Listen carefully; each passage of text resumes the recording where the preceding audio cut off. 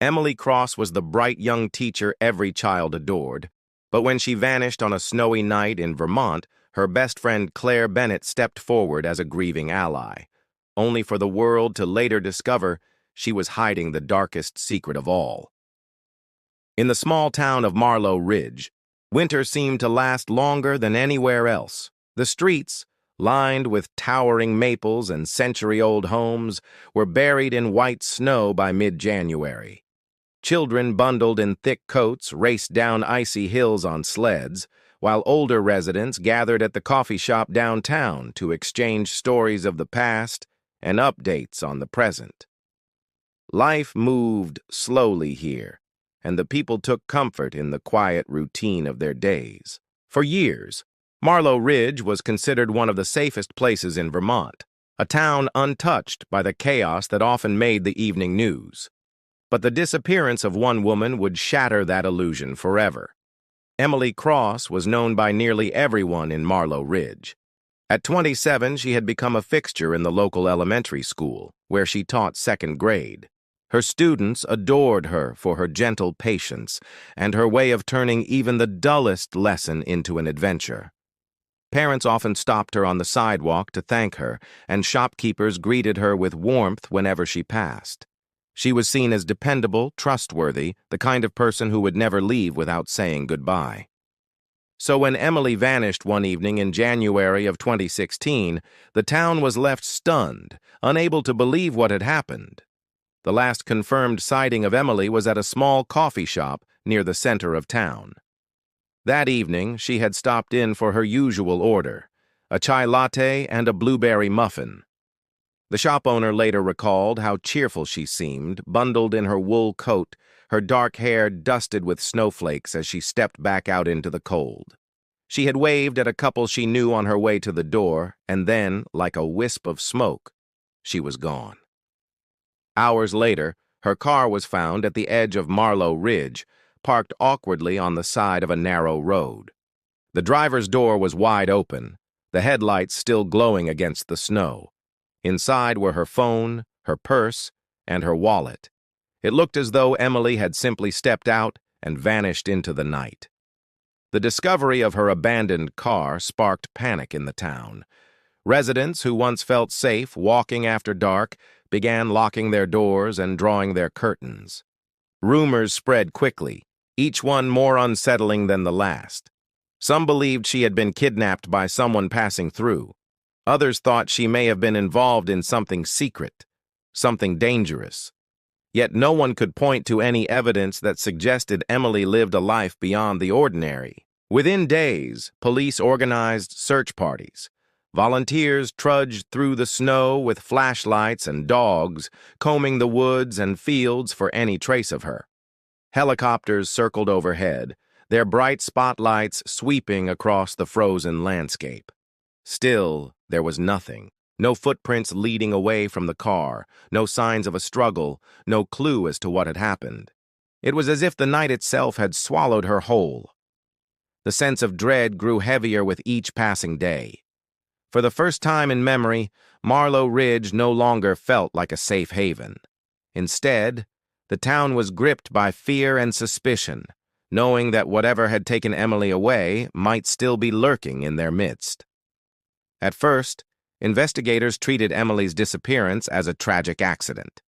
The icy conditions that night made it easy to believe she might have slipped, wandered into the woods, and been unable to find her way back. Search teams returned again and again to the thick forests and frozen fields, convinced they would eventually discover her. But the days dragged into weeks, and with every fruitless effort, the idea of an accident seemed less likely. The case was beginning to look far darker than anyone in Marlow Ridge wanted to admit. Detectives began looking into Emily's personal life, hoping to uncover some explanation for what had happened. On the surface, she appeared to be the picture of stability, a devoted teacher, a beloved daughter, a reliable friend. Yet behind the kindness and smiles, there were fractures. Emily had recently ended her engagement to Ryan Hale, a man she had been with for nearly 6 years. The breakup was not quiet. Neighbors in the apartment complex where Ryan lived reported loud arguments in the weeks leading up to the split. Emily had confided to colleagues that Ryan struggled with jealousy and control, and though she never suggested he was violent, the tension between them was hard to ignore. Ryan was quickly questioned by investigators. He admitted to being hurt by the breakup, but claimed he had nothing to do with her disappearance. He said he had been at home the night Emily vanished, though no one could firmly corroborate his alibi. The police kept him under close watch, but his involvement remained unproven. Still, in the minds of many in town, Ryan was guilty until proven otherwise. His presence at the grocery store or gas station drew whispers, and strangers avoided his eyes. But Ryan was not the only one investigators considered. Emily's best friend, Claire Bennett, soon became another focus of interest. At first, Claire appeared heartbroken and eager to help in the search, but subtle cracks began to show in her story. She told police that she and Emily had been distant in the weeks before she vanished, blaming Emily's busy teaching schedule. When detectives obtained access to Emily's phone records, they discovered something troubling: a string of tense messages between the two women. The messages hinted at a bitter falling out over a man neither of them had mentioned to others. The words were sharp, full of betrayal and anger, nothing like the warm friendship most believed they shared. The revelation painted a new picture of Emily's life. She was not only caught in a painful breakup with Ryan, but she was also locked in a strained and possibly dangerous conflict with her closest friend. The idea that someone so familiar, so trusted, might be connected to her disappearance unsettled the entire town. As investigators pieced together these fragments, the once simple image of Emily Cross began to unravel. The teacher admired by children, the woman cherished by neighbors, was also a person entangled in complicated relationships and secrets she had kept hidden from nearly everyone. In Marlow Ridge, where appearances meant everything, it was the first sign that the truth about Emily's disappearance would not be simple, and perhaps not at all what anyone expected. 3 weeks after Emily's disappearance, the bitter cold had settled deeply over Marlow Ridge. Snowdrifts towered along the streets, and the lake just outside of town lay frozen solid under a sheet of ice so thick that trucks could be seen crossing it. Marlow Lake had always been a place of beauty for the locals, a spot for summer picnics and winter skating. But in January of 2016, it became the center of dread when a fisherman made a disturbing discovery. While drilling a hole through the ice, he spotted something caught just beneath the surface: a single leather glove. When pulled from the ice and tested, it was confirmed to belong to Emily. The discovery electrified the investigation. Search crews swarmed to the lake, bringing divers and specialized equipment. Holes were cut into the frozen surface, and men in heavy wetsuits descended into the frigid water below. They combed through the silt and branches at the lake's bottom, searching for anything that could bring them closer to Emily. Days of searching yielded small but chilling fragments. A strip of fabric from a winter jacket later confirmed to match the coat Emily had been wearing, and a single earring that her mother identified as part of a set Emily had treasured. The signs were undeniable. Something had happened at Marlow Lake. The once whispered idea of foul play now spread like wildfire. If Emily had accidentally wandered there, why had her glove and jacket ended up beneath the ice? The absence of her body was haunting, suggesting that someone had gone to great lengths to ensure she would never be found. As the lake was scoured, theories began to divide the community. Many pointed to Ryan Hale, insisting he had the motive and the temper to harm Emily. They argued he could have lured her to the lake under the cover of darkness and left her there. Others whispered about Claire Bennett, the once beloved friend who had grown strangely withdrawn since Emily's disappearance. Her refusal to speak openly about the tension between them only fueled suspicion. There were even those who speculated about an unknown stranger, someone passing through the quiet town who had chosen Emily at random. The lake itself became a symbol of the mystery. Children were warned not to skate on its frozen surface. Families who once gathered there stayed away, unnerved by the thought that beneath the ice lay evidence of something unthinkable. Each time divers emerged from the water empty-handed, the sense of unease deepened. Emily's body remained missing, and without it, the truth stayed just out of reach. The longer the case dragged on, the more it seemed that Marlow Lake was hiding its secrets. Even in the dead of winter, when everything was still and silent, townspeople claimed the lake felt different. They said it seemed to watch them, to guard whatever had been left beneath its icy surface. The glove, the fabric, the earring, these were only fragments of a larger story. But it was enough to prove one thing with certainty. Emily Cross had not simply vanished into thin air. Something terrible had happened, and Marlow Lake was the unwilling witness. Months slipped by, and the investigation into Emily's disappearance grew colder with each passing week. The lake had yielded fragments, but not answers, and without a body, prosecutors struggled to build a solid case against anyone. Marlow Ridge, once so eager to unite in the search, began to fracture. Some residents insisted the police were focusing too much on Ryan Hale, while others were convinced that Claire Bennett's behavior was too suspicious to ignore. Fear and suspicion settled over the town like a fog, leaving neighbors wary of one another. Then, almost by accident, a breakthrough emerged that would change everything. A homeowner living near the woods by Marlow Lake had been repairing his security system after heavy winter storms damaged his roof. While checking the old camera recordings stored on the device, he stumbled upon footage from the night Emily disappeared. The video was grainy, the picture distorted by snow and wind, but the image was unmistakable. A shadowy figure dragging what appeared to be a heavy bundle across the ground toward the trees. The bundle was long, wrapped tightly, and moved with the awkward weight of something or someone that couldn't move on its own. Investigators studied the footage for days, enhancing it frame by frame until a vehicle came into view. Parked at the edge of the property line was a car coated in frost.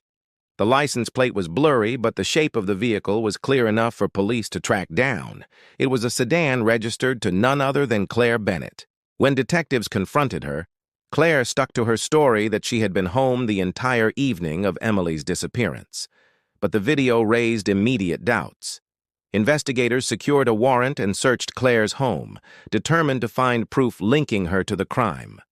What they uncovered beneath the frozen soil of her backyard would remove all doubt. Hidden just below the surface was a necklace, small, silver, and engraved with Emily's initials. It was a piece of jewelry Emily was rarely seen without, a gift from her late grandmother that she cherished. There was no reasonable explanation for how it had ended up buried in Claire's yard. The discovery was damning. Forensic analysis showed traces of soil on the necklace that matched samples taken from the lakeside. It was the thread investigators needed to weave together a story they had long suspected, but could not prove. Claire had lured Emily to the lake, confronted her over the secret they had both been hiding, and when anger boiled over, the confrontation had turned violent. Emily never left that icy shoreline alive. The revelation shocked Marlow Ridge. People who had once comforted Claire, who had hugged her at vigils and searched beside her in the woods, now saw her in a different light. The quiet, grieving friend was suddenly recast as a manipulative figure who had helped conceal the very crime she had pretended to mourn. The footage, the necklace, the lies, all pointed in one direction. The tragedy of Emily's disappearance was no longer a mystery of chance. It was a story of betrayal, jealousy, and rage, and its answers had been buried close to home all along. The arrest of Claire Bennett sent shockwaves through Marlow Ridge. For months, she had stood shoulder to shoulder with grieving residents, lighting candles at vigils, handing out flyers, and urging anyone with information to come forward. Many had embraced her, believing she was suffering the same heartbreak they all felt. To learn that she was not a victim of the tragedy but its architect left the community reeling. Friends who had once defended her now spoke in hushed tones, replaying every moment she had wept in public. questioning how much of it had been real. The trial that followed drew statewide attention. In the courthouse, every seat was filled, the air heavy with anticipation. The prosecution laid out a story built on betrayal and jealousy. They described how Claire had discovered that Emily was secretly involved with the same man she was dating, a man neither of them had spoken of openly. The revelation had torn apart their friendship, leaving behind resentment that only grew in the weeks before Emily vanished. Prosecutors argued that Claire had lured Emily to the lake under the pretense of reconciliation, but instead confronted her in a fit of rage. When the confrontation escalated, Emily lost her life. Jurors listened as experts detailed the evidence. They saw the enhanced footage of the shadowy figure dragging a bundle through the snow, a figure linked to Claire by the car parked nearby. They examined photographs of the silver necklace unearthed from her backyard, the soil clinging to it a perfect match to samples taken near Marlow Lake. Witnesses testified about the strain between the two women, recalling snippets of overheard arguments and late-night phone calls that ended in tears. Piece by piece, the picture grew clearer. Claire's defense tried to cast doubt, insisting the footage was too grainy to prove identity and suggesting the necklace could have been planted. But the jury was not convinced. The weight of the evidence was overwhelming, and the image of the grieving friend turned suspect lingered in their minds. After days of testimony and hours of deliberation, the verdict was announced. Claire Bennett was found guilty of second-degree murder. The sentence, life in prison. The courtroom was silent as the decision was read, broken only by the muffled sobs of Emily's family. They had waited months for answers, endured the torment of uncertainty, and though they would never see Emily again, they finally had a measure of justice. Claire, once a familiar face at family dinners and community gatherings, was led away in handcuffs, her expression unreadable. For the people of Marlow Ridge, the case left behind deep scars. The disappearance of Emily Cross had stripped away the illusion of safety that once defined their town. Neighbors no longer trusted as easily, and friendships were viewed through a sharper lens. Candlelight vigils gave way to quiet memorials, and the lake that had once been a place of laughter and skating became a chilling reminder of what had been lost. The story of Emily's disappearance was not just about a crime, but about how quickly trust could shatter and how darkness could hide in the most familiar places. Marlow Ridge would never forget the teacher who vanished one snowy evening, nor the devastating truth that her closest friend had been the one to end her life. The shadow of that betrayal lingered long after the trial was over, a reminder that even the quietest towns can harbor the darkest secrets.